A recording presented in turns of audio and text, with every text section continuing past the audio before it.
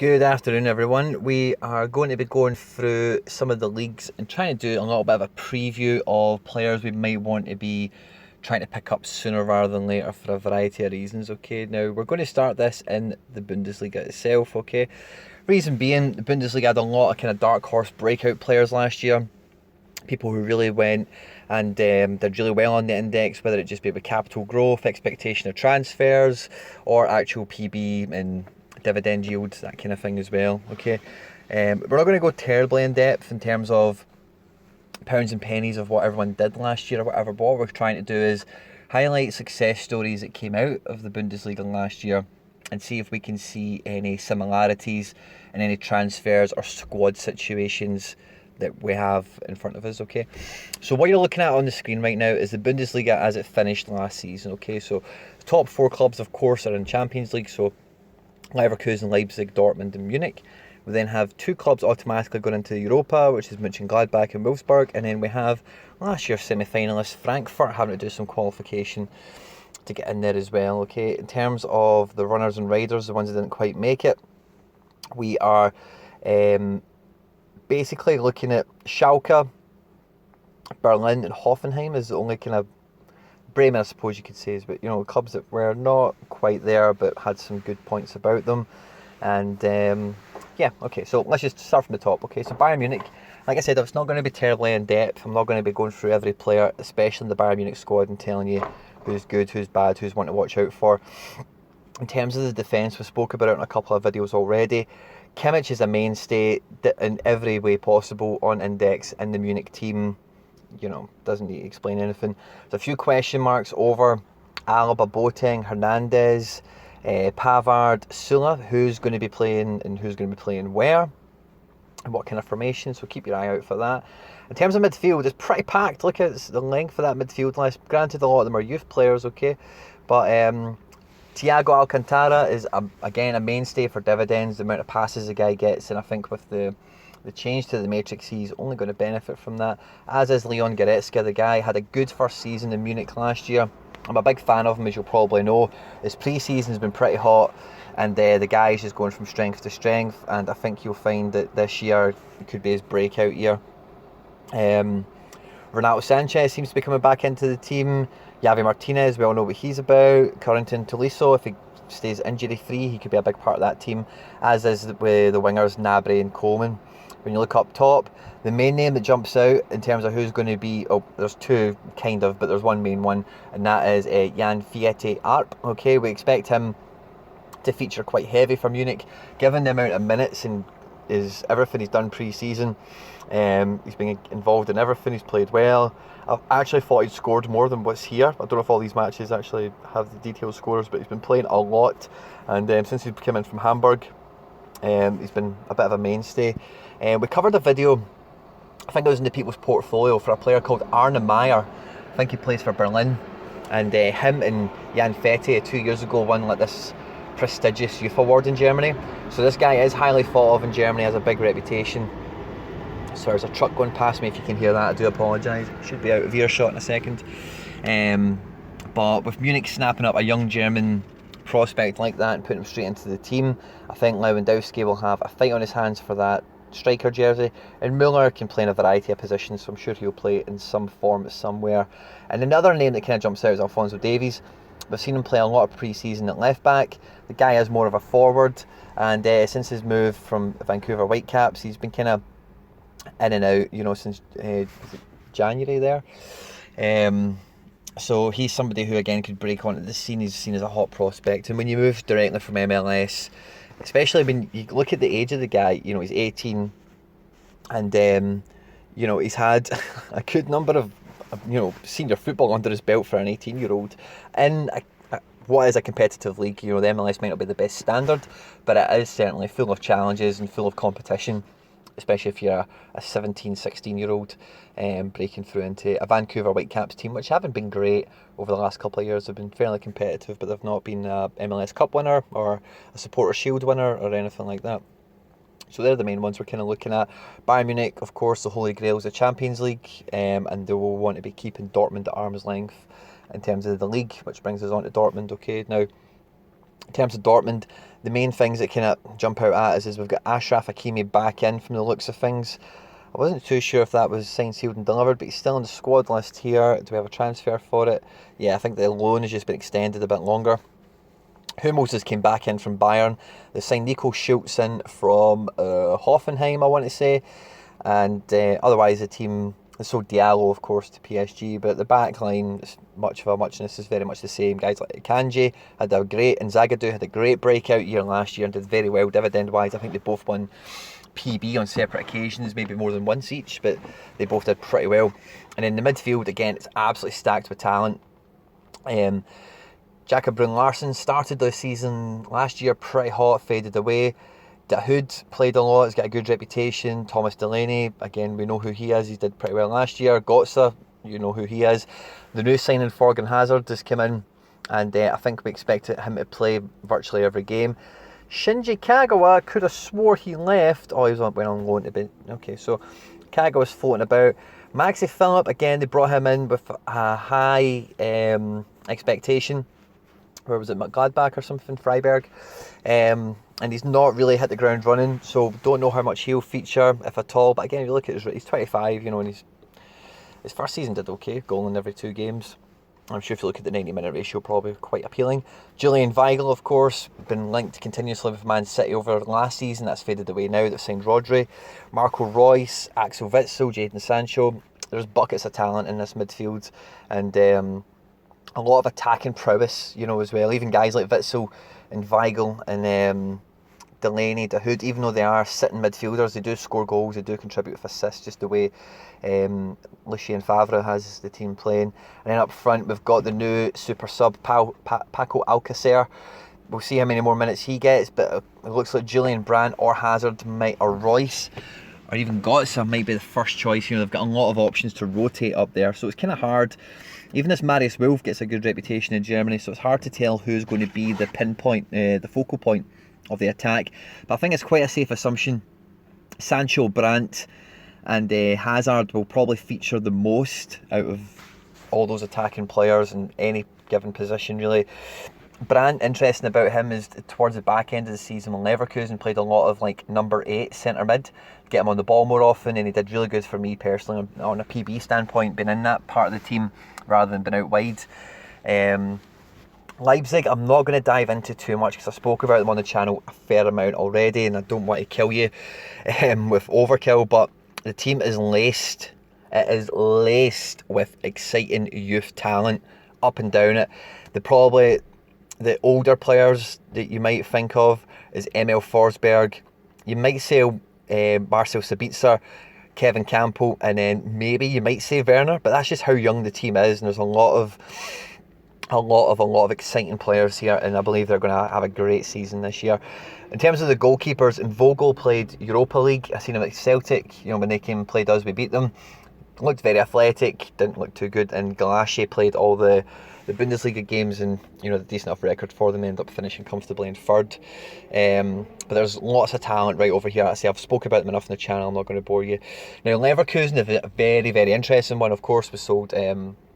They sold Brandt. If we look at the transfers, they sold Brandt. Did they sell anyone else of note? I don't think so, to be honest with you. No, nobody else really worth mentioning. Henriks, maybe, probably not worth the mention. But yeah, so they lost Brandt, which is a big player. They held on to Havertz, which is like a new signing. But last season, Ta did very well from memory in the Europa League for dividends. Big, tall centre half. I think he scored a goal in a game, and you know, he did really well last year overall, and he did earn some dividends. And in midfield, they've strengthened incredibly well, bringing in Nadim Amiri and Kerem Demirbay. So those 2 players will easily replace Brandt in terms of squad position, and what they're hoping for is a contribution to the team. In terms of the benders, one of them can play at right back, one of them plays centre mid.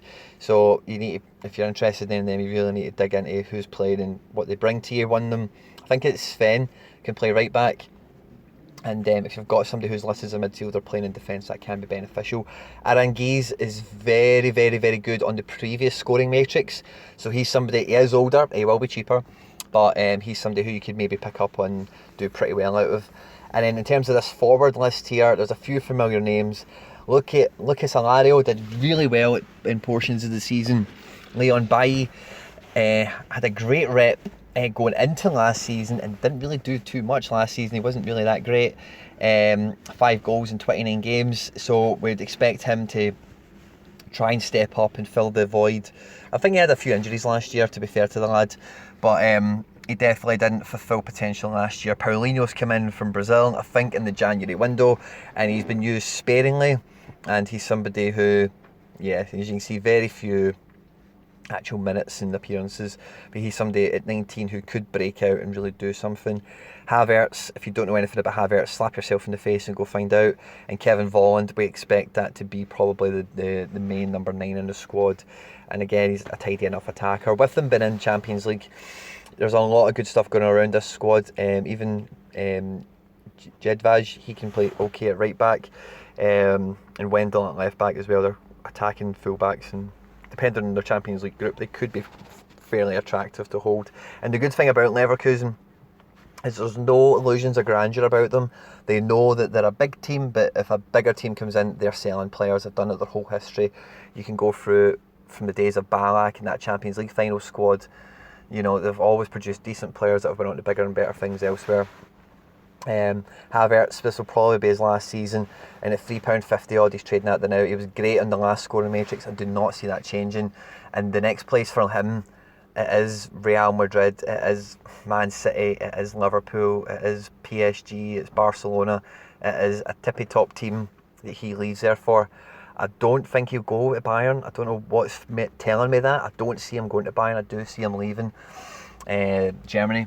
But you might be surprised. You find a lot of German players will stay in Germany. They're very comfortable in their own environment, and fair play to them, you know. Now, the interesting one for me out of this, we're not going to go through the whole division, by the way. We're mainly covering the ones that are in European football, and we'll touch on 1 or 2 others here and there. But the dark horse for me, I'll go phone her back later. The real dark horse for me is Gladbach. Okay, now in my whole time really as being any sort of a gambler football fan, is Gladbach have always been a goal scoring team, but always very attacking, and a team that if you've got an accumulator on for goals or both to score or anything like that, then Gladbach are always worth a look and probably worth a pick as well. And they have not really did that bad business. Also, they let go of Hazard for a lot of money, but if you look at the team, so at the back, the boy Elvedi is getting a lot of love and attention. There's Fabian Johnson's a solid player. I'll phone him back in a second. Oscar Wendt's a solid player. But then when we get to midfield, it's Mikel Cuisance, if I can say that. Patrick Herrmann and Jonas Hoffmann, good players. Christopher Kramer, World Cup winner. And then guys like Ibrahim Traore's a winger. Lars Stendel's got a good rep. Dennis Zakaria's got a good rep. Michael Lang is actually a fullback. I don't know why he's listed here as a midfielder. And then when we get to the forwards, they've made 2 really what could prove to be very shrewd acquisitions, right? So Gladbach, for the time I've watched them, 3-4-3 is not an unusual formation for them to play. Breel Mbolo is a highly thought of attacking winger. They've just signed in from Schalke. And then Marcus Thuram, again, is another young prospect that you probably will know about if you've been on the index, that they've brought in from Greencamp. Them 2, along with Alassane Plie, by the way, and I tracked him a little bit last year. I've got to admit, it wasn't with too much detail, but the guy was very good at Nice. He was always good for a goal. He did pretty well at Gladbach last year. I don't know how he scored on the old matrix, but this guy, again, is an attacking, forward-thinking winger forward. Assists and goals are a big part of his game. And if that's going to be the front 3, Plie, Mbolo and Thuram, Raphael's experienced and he's got a good record in him. But if that's the front 3, that's very exciting and will cause a lot of teams in the Europa League and in the Bundesliga some headaches. There's no 2 ways about that. If I said Marco Reus was their coach there. So for me, I think Gladbach are probably the dark horse of the Bundesliga for this year. They're kind of the Frankfurt of this year, if you like. Wolfsburg, there's not really been much going on here in terms of transfers. If you see who they brought in, somebody from Frankfurt, 2 people from Austria, one of them been Salzburg, so Schlager, he might be okay. Kevin Mbabu, he's got a good rep as well. Otavio from Ingolstadt, which is a Bundesliga 2 team. And otherwise, there's nothing else really that jumps out as a significant transfer. You know, they've just been Jeffrey Bruma, you know, a former Chelsea youth player, I think, defender. Victor Osimhen, he's got a good rep. He went back on loan. Has he just been sold to somebody else? But I think he has. I think he got sold to Lille. I'm sure he got sold to Lille. If that's the same guy. It's a similar name anyway. Lille's just signed somebody with a name like that. But yeah, so, and then in the actual squad, John Brooks, massive centre half. He's like 10 foot tall or something. And then there's a lot of midfielders here who, you know, are decent. Jerome Roussillon, the French guy there, he's a left back. He's good on occasion. He can score you high on on PB, whether he'll actually win anything. But when he's in the same league as a lot of other really good fullbacks, is probably slim. But somebody like Wout Weghorst did really good at the back end of the season.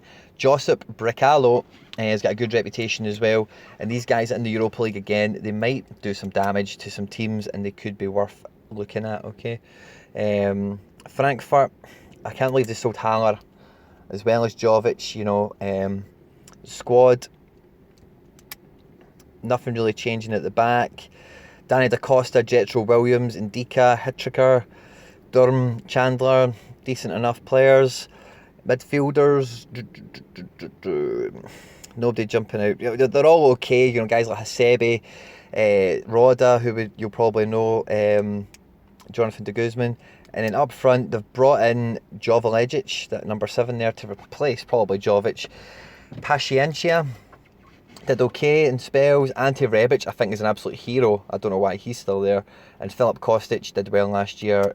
Somewhere along the left, he played left back, left wing back, left mid, left forward.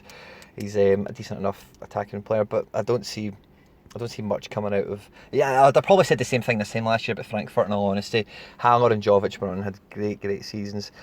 And then when you go beyond this, guys, you're really scratching for potential. We'll have a look at the season coming up, right? So we've also got 3 new teams in and 3 other teams have dropped out. So we have Paderborn, we have Dusseldorf, and we have Berlin coming in. Okay, nobody from memories, I read those names out to you, strikes out to me as, oh, they've got that player, that player. Hoffenheim have held on to Kramaric. Kramaric is really good in the old matrix. We'll see how that pans out for this year. And they've also went on and signed Robert Skov. Pardon me. So, again, they could be sneaky because they've not got European football. They might be very handy, especially with guys like Sebastian Rudy still in the team. And who's the defender they've got? Like Pavel Kaderbak, that wing-back guy. He's good. So they could be handy in the league itself, but I don't expect them to be pulling up trees now that they've lost Nagelsmann and they've lost Jollington. I didn't actually see Belfodil there. Is Belfodil left? Oh, Belfodil's still there. Sweet. So yeah, they've got a good attacking prowess in them, and in the league alone, if they've got a good run of fixtures against weaker opposition, there are always some players in there that are worth having. And then Schalke, we've spoken about Weston McKinney. Otherwise, I don't think there's much else in here. John Joe Kenny, yeah, it's probably worth getting excited about, just being English and playing abroad. Conor Planka, Rabbi Matondo, but otherwise, and they've got Wagner in there, so they might actually have a bit of a different season this year. They might be worth watching out for without having European football. But again, nothing's really jumping out to me. But this time last year, guys, some of the breakdown, or some of the, we've just kind of ran through squads there, and we're just kind of loosely chatting about who could do well and whatever this year. What you've got to bear in mind is this time last year, if I was to do the same video, I would have probably not predicted that Frankfurt would have had the season they had.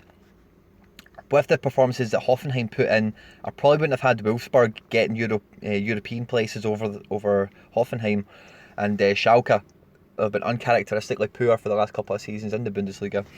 So who knows, guys? It is a dog-eat-dog division, and as you can see with the goal differences, even the teams that are towards the bottom, Augsburg scored 51 goals.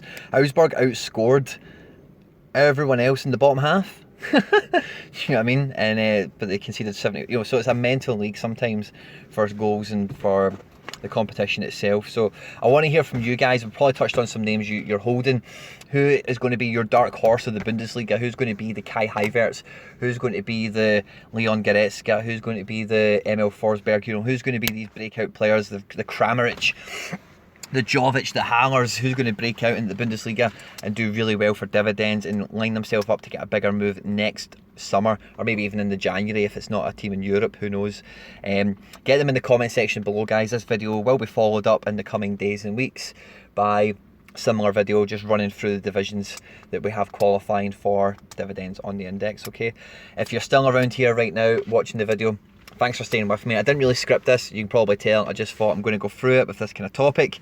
I'll see how it goes. I think it's went well enough, so I'll publish this video.